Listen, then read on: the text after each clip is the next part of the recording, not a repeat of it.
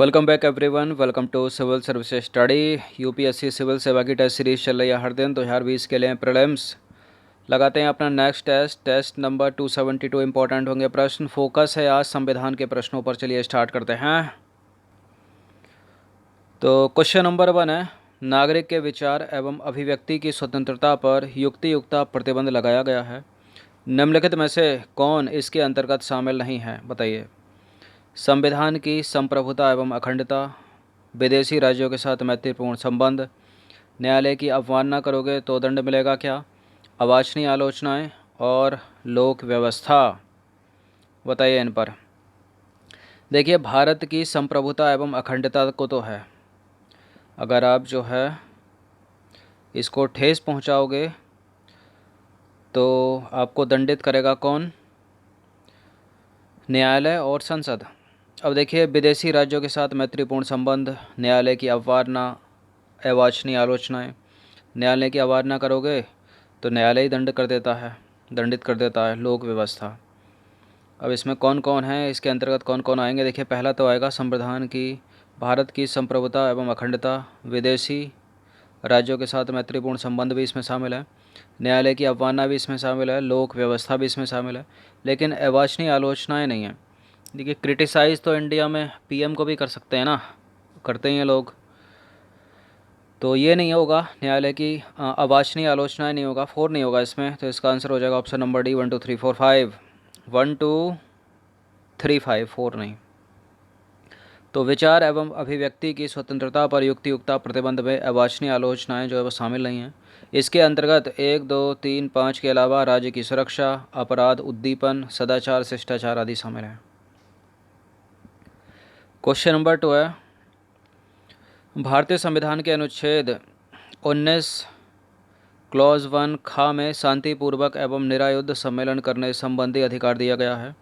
इस संदर्भ में किसे शामिल नहीं किया जा सकता, एकत्रित जनता जिसे हथियार नहीं रखना चाहिए, शांतिपूर्ण इकट्ठा होना, केवल सार्वजनिक भूमि पर होना चाहिए, और इसमें हड़ताल का अधिकार शामिल है।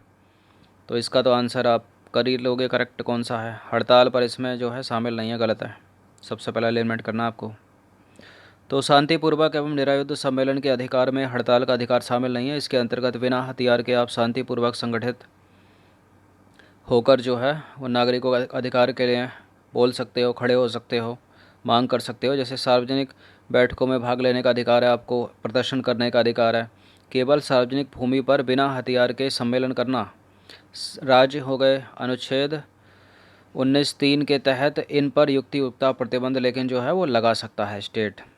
तभी लाठी चार्ज का ऑर्डर क्या करती है सरकार, पुलिस को देती है। पुलिस क्या करते हैं, उनको हटा देते हैं।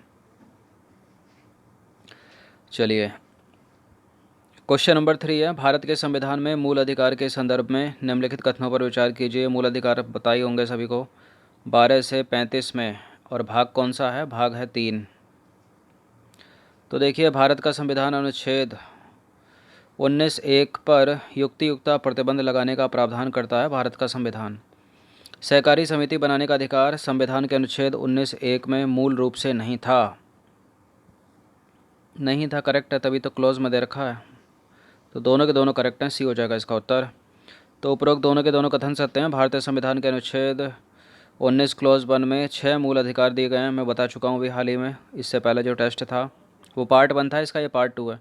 परंतु इन पर युक्तियुक्ता प्रतिबंध लगाया जा सकता है। और सहकारी समिति बनाने का अधिकार अनुच्छेद 19 क्लॉज 1 गा में मूल रूप से नहीं था, जिसे बाद में जोड़ा गया था 57वां संविधान संशोधन अधिनियम 2011 के द्वारा। क्वेश्चन नंबर 4 है, भारतीय संविधान के भाग 3 में प्राण एवं दैहिक स्वतंत्रता के संरक्षण संबंधी प्रावधान किया गया है। इस संदर्भ में निम्नलिखित में से कौन सा सही है, प्राण एवं दैहिक स्वतंत्रता का अधिकार। तो देखिए, इस मूल अधिकार में विधि की सम्यक प्रक्रिया के सिद्धांत को अपनाया गया है, और यह मूल अधिकार सभी व्यक्तियों को प्राप्त नहीं है।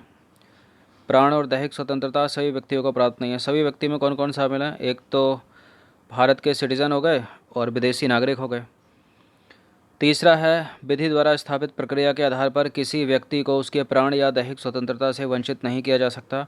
और डी है, मात्र एक मूल अधिकार है जिसे आपातकाल में भी निलंबित नहीं किया जा सकता। तो देखिए प्राण एवं दैहिक स्वतंत्रता किस में है? 20-21 में है ना? किस में है? 20 और 21 में है। इसमें पहला हमको सही बताना है इसके संदर्भ में। तो इस मूल अधिकार में विधि की सम्यक प्रक्रिया के सिद्धांत को अपनाया गया है और यह मूल अधिकार सभी व्यक्तियों को प्राप्त नहीं है। गलत है, सभी व्यक्तियों को प्राप्त है।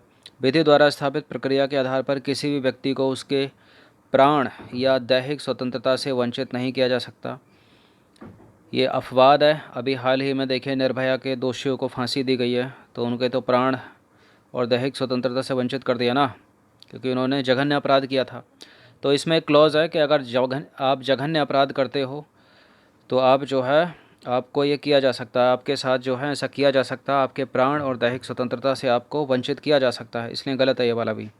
मात्र एक मूल अधिकार है जिसे आपातकाल में भी निलंबित नहीं किया जा सकता। देखिए ये एक नहीं है, ये हैं तो दो, क्योंकि 20-21 है ना, 20-21 हैं, ये एक नहीं है। मात्र एक मूल अधिकार नहीं है, दो हैं ये संख्या में, एक 20 है और एक 21 है। इसलिए ये भी गलत हो जाएगा, पहला वाला करेक्ट हो जाएगा, क्योंकि इस मूल अधिकार में विधि की सम्यक प्रक्रिया के सिद्धांत को अपनाया गया है। तो इसका आंसर हो जाएगा ऑप्शन नंबर ए। तो देखिए उपरोक्त में से विकल्प ए जो है वो सही है, क्योंकि प्राण एवं दैहिक स्वतंत्रता का संरक्षण अनुच्छेद 21 में विधि की सम्यक प्रक्रिया के सिद्धांत को अपनाया गया है। मेनका गांधी बनाम भारत संघ 1978 में न्यायालय ने निर्णय दिया कि उचित एवं न्यायपूर्ण आधार पर ही इससे वंचित किया जा सकता है। यह मूल अधिकार सभी व्यक्तियों, नागरिक हो गए या विदेशी, जो भी विदेश से भारत में आता है, उन दोनों को प्राप्त है और केवल विधि द्वारा स्थापित प्रक्रिया के आधार पर ही किसी व्यक्ति को उसके प्राण एवं दैहिक स्वतंत्रता से वंचित किया जा सकता है। अनुच्छेद 20 एवं 21 दो हैं, दो ऐसे मूल अधिकार हैं जिन्हें आपातकाल में भी निलंबित नहीं किया जा सकता। क्वेश्चन नंबर 5 है, शिक्षा के अधिकार के विषय में निम्नलिखित कथनों पर विचार कीजिए। शिक्षा का अधिकार एक मूल अधिकार है और इसे संविधान के अनुच्छेद 21 के साथ जोड़ा गया है और राज्य 6 से 15 वर्ष की आयु के बच्चों को निःशुल्क एवं अनिवार्य शिक्षा उपलब्ध कराएगा और 92वां संविधान संशोधन अधिनियम 2002 के द्वारा इसे मूल अधिकार बनाया गया है। इसे किसे? शिक्षा के अधिकार को। तो देखिए पहली बात तो यह है कि शिक्षा का अधिकार अब मूल अधिकार है, तो करेक्ट है बिल्कुल। संविधान के अनुच्छेद 21 में है और 21 के फर्स्ट में है ये, तो ये भी करेक्ट है। ये 6 से 15 नहीं है बल्कि 6 से 14 वर्ष के बच्चे हैं, तो इसलिए ये वाला गलत हो जाएगा। वो 92वां संविधान संशोधन नहीं है, 86वां संविधान संशोधन अधिनियम 2002 है। तो ये कुछ बुलेट चीज़ें आपको याद रखनी है हमेशा, जैसे 6 से 14 वर्ष हो गया और 86वां संविधान संशोधन 2002 हो गया, ये भी गलत है। तो केवल 20 है यहाँ पर, 1 और 2।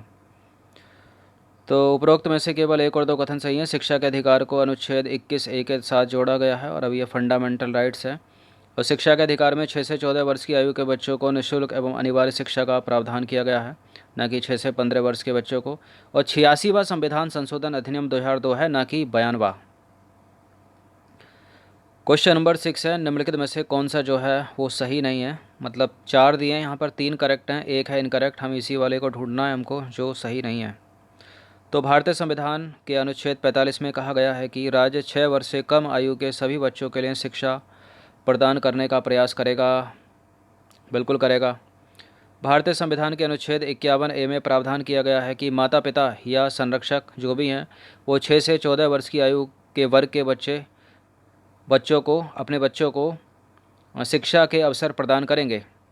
अब देखिए निःशुल्क एवं अनिवार्य शिक्षा प्रदान करने के लिए संसद द्वारा शिक्षा का अधिकार संबंधी अधिनियम पारित किया गया और शिक्षा का अधिकार अधिनियम 1 अप्रैल 2008 से प्रभावी हो गया। पहला तो करेक्ट है, दूसरा भी करेक्ट है। 51A में स्टार्ट हो जाते हैं ना, क्या स्टार्ट हो जाते हैं? मौलिक कर्तव्य। तो ये मौलिक कर्तव्य है। और निःशुल्क एवं अनिवार्य शिक्षा प्रदान करने के लिए संसद द्वारा शिक्षा का अधिकार संबंधी अधिनियम पारित किया गया, ये भी करेक्ट है। अब शिक्षा का अधिकार अधिनियम 2008 से प्रभावी थोड़ी हुआ है, 2010 से प्रभावी हुआ है, इसको भी आपको पता करना है, याद रखना है। तो देखिए उपरोक्त में से डी विकल्प गलत है, क्योंकि शिक्षा का अधिकार राइट टू इन्फॉर्मेशन अधिनियम 1 अप्रैल 2010 से प्रभावी हुआ है, न कि 1 अप्रैल 2009 से या 1 अप्रैल 2008 से। गलत तो दोनों ही है ना। चलिए याद रखिएगा आप, 1 अप्रैल 2008 से 10 से प्रभावी हुआ है, ना 8 से हुआ ना 9 से। 8 कर लेते हैं ना को। चलिए अब विकल्प ए संबंधी जो उपबंध हैं वो 86वां संविधान संशोधन 2002 के द्वारा संशोधन के अनुच्छेद 45 में जोड़ा गया और विकल्प बी में क्या है, संबंधित 86वें संविधान संशोधन के द्वारा भारतीय संविधान के अनुच्छेद 51 का में मौलिक कर्तव्य सभी को पता होगा, 11 हैं ये टोटल, याद रखिएगा। और इन्हीं में प्रावधान है 6 से 14 वर्ष की आयु के सभी बच्चों को निःशुल्क एवं अनिवार्य शिक्षा प्रदान करने के लिए शिक्षा का अधिकार अधिनियम 2009 संसद द्वारा पारित किया गया, जो प्रभावी हुआ 1 अप्रैल 2010 से।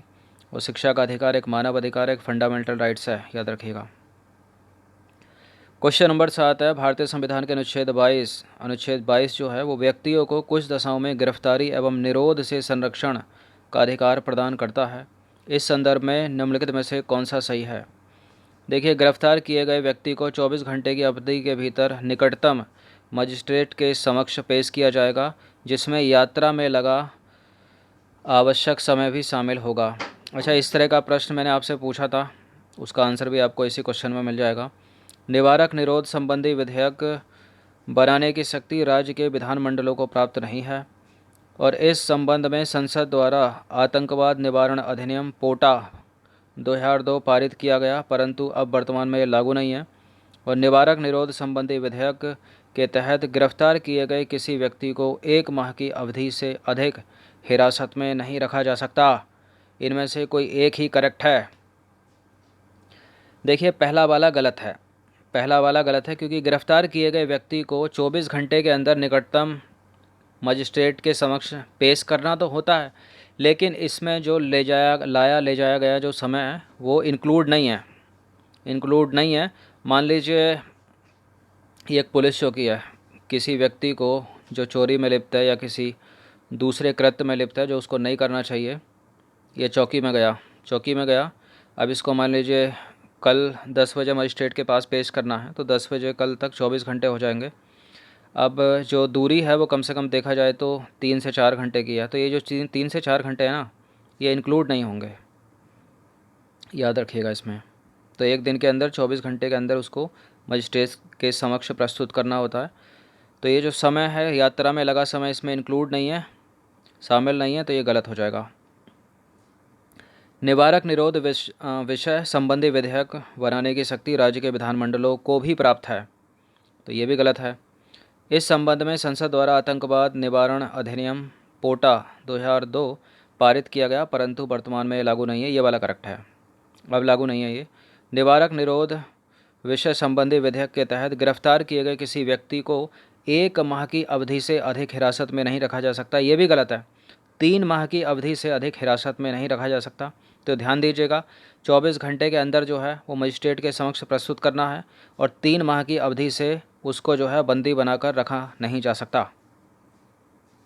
तो विकल्प सी सही है, क्योंकि संसद द्वारा निवारक निरोध अधिनियम के तहत आतंकवाद निवारण अधिनियम 2002 पारित किया गया, परंतु 2004 में इसे समाप्त कर दिया गया, अतः वर्तमान में लागू है ही नहीं। संविधान के अनुच्छेद 22 के तहत गिरफ्तार किए गए किसी व्यक्ति को 24 घंटे के भीतर जो है निकटतम मजिस्ट्रेट के समक्ष पेश किया जाता है, जिसमें यात्रा में लगा जो आवश्यक समय वो शामिल नहीं है। एक प्रश्न पूछा था थंबनेल पर, आपको उसका उत्तर पता चल गया होगा। निवारक निरोध विषय संबंधी विधेयक संसद एवं राज्य विधानमंडल दोनों बना सकते हैं, दोनों, परंतु दोनों के बीच जो है वो शक्तियों का विभाजन किया गया है। निवारक निरोध विधेयक के तहत गिरफ्तार किए गए किसी व्यक्ति को अधिकतम 3 माह से अधिक जो है हिरासत में निवारक निरोध विधेयक के तहत गिरफ्तार किए गए किसी व्यक्ति को अधिकतम 3 माह हिरासत में रखा जा सकता है। देखिए, अधिकतम 3 माह यानी 90 दिन, 1 माह नहीं है, इसलिए गलत है वो। इससे अधिक के लिए सलाहकार बोर्ड का निर्णय आवश्यक है, और सलाहकार बोर्ड में एक अध्यक्ष एवं 2 सदस्य होते हैं। अब अध्यक्ष कौन होगा? अध्यक्ष हाई कोर्ट का सेवारत न्यायाधीश होगा, सेवारत मतलब जो इस समय जज है। और सदस्य में कौन होगा? हाई कोर्ट का सेवारत या फिर सेवानिवृत्त न्यायाधीश होंगे 2। तो अध्यक्ष होगा जो जज हैं इस समय, जो मतलब अपने कार्यभार है इनका, उनका मतलब रिटायर नहीं हुए हैं, और जो अन्य सदस्य हैं उनमें से जो है या तो वो दोनों जज होने चाहिए वर्तमान में, या फिर जज रहे हों, रिटायर हो गए हों। अब है क्वेश्चन नंबर 8, भारतीय संविधान के अनुच्छेद 19 क्लॉज 1 घ को अनुच्छेद 21 के साथ मिलाकर पढ़ने पर निम्नलिखित में से कौन सा अधिकार प्राप्त होता है। इस तरह के प्रश्न इंपॉर्टेंट है यूपीएससी के लिए भी और पीसीएस के लिए भी, ये मिलाकर पढ़ने वाले पूछ लिए जाते हैं। तो सूचना का अधिकार नहीं है इसमें, विदेश यात्रा करने का अधिकार अनुच्छेद 21 में है, सूचना का अधिकार अनुच्छेद 19 में है, तो ये तो वैसे भी नहीं होगा। आश्रय पाने का, एकांतता का अधिकार होगा इसमें, तो इसका आंसर हो जाएगा ऑप्शन नंबर सी। तो खड़क सिंह बनाम उत्तर प्रदेश की सरकार एवं गोविंद बनाम मध्य प्रदेश की सरकार मामले में सर्वोच्च न्यायालय ने व्यवस्था दी थी कि अनुच्छेद 19 वन घा भारत के राज्य क्षेत्र में सर्वत्र अबाध संचरण करने का अधिकार को अनुच्छेद 21 मतलब जीवन का अधिकार से मिलाकर पढ़ने पर एकांतता मतलब निजता का अधिकार, राइट टू प्राइवेसी प्राप्त होता है। यह प्रश्न यूपीएससी सिविल सेवा में अभी हाल ही में पूछा गया था पिछले 2 वर्षों में। क्वेश्चन नंबर 9 पर आ जाइए। सूचना का अधिकार, राइट टू इन्फॉर्मेशन, विधिक अधिकार के लीगल राइट है, के साथ साथ एक फंडामेंटल राइट्स भी है। और भारतीय संविधान के किस अनुच्छेद के अंतर्गत इसे मूल अधिकार माना है? ये इंपॉर्टेंट है, काफ़ी आसान भी है, इतनी बार बताएगा तो आप करेक्ट कर ले जाओगे। तो यह है अनुच्छेद 19, सी हो जाएगा इसका उत्तर। तो विकल्प सी सही है। देखिए, इंडियन एक्सप्रेस बनाम भारत संघ मामले में न्यायमूर्ति वेंकटचलैया ने स्वीकार किया था कि विचार एवं अभिव्यक्ति की स्वतंत्रता में सूचना प्राप्ति का अधिकार भी शामिल है, मतलब अनुच्छेद 19 क्लॉज 1 का। और सूचना अधिकार अधिनियम 2005 के अंतर्गत कहा गया है कि प्रत्येक नागरिक का यह लीगल राइट है वह सार्वजनिक संस्थानों से आवश्यक सूचना मांग सके। 10वां प्रश्न है, मानव दुर्व्यवहार एवं बलात्श्रम का प्रतिषेध के संदर्भ में निम्न में से कौन सा जो है वो गलत है?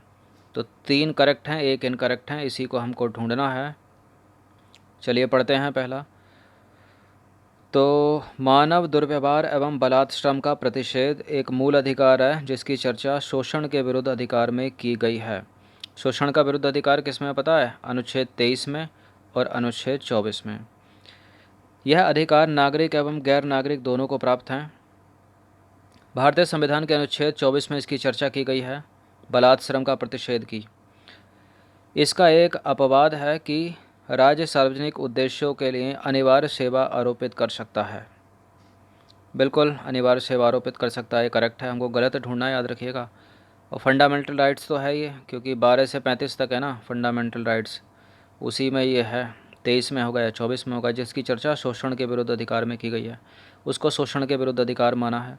जैसे अनुच्छेद 12 से लेकर 18 को समता का अधिकार या समानता का अधिकार माना है ना, वैसे 23-24 को शोषण के विरुद्ध अधिकार माना है।